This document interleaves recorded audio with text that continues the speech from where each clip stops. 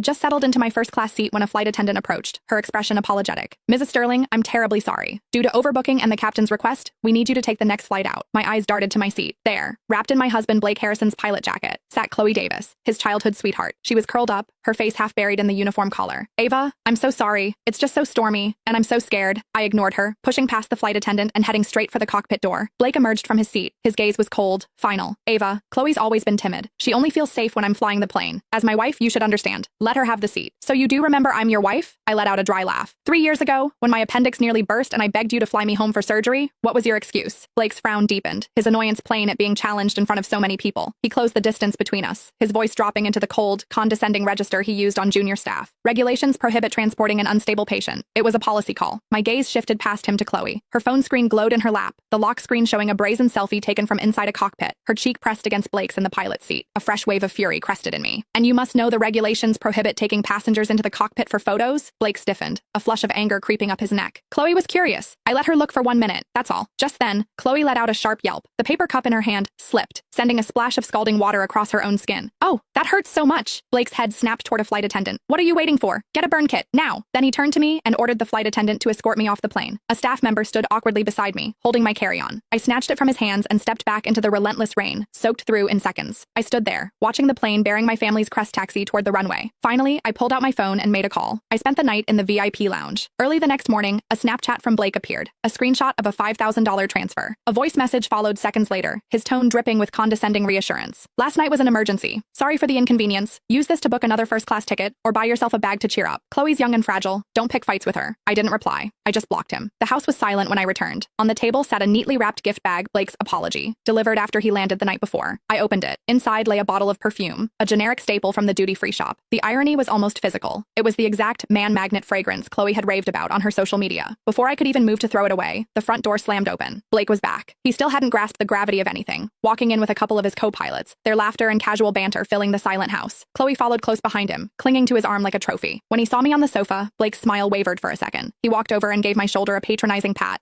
Why are you ignoring my messages? Still in a mood? My friends are here. Chloe even bought groceries to cook as her way of apologizing. Be the bigger person. His co-pilots joined in, their voices a chorus of false diplomacy. Blake does care, Ava. He bought you that perfume. Come on, Chloe's not as strong as you. Just let it go. I sat perfectly still, watching them systematically dismantle my feelings and expect me to smile through it. Then I rose slowly, my eyes locked on the hand he still had on my shoulder. Take it off. Blake froze. Ava, are you serious? I told you it was a special situation. Can you stop being so unreasonable? I picked up the freshly printed documents from the table and slapped them against his face. All I know is you abused your authority. You illegally kicked me out of first class and took my seat. That's a serious violation of passenger rights.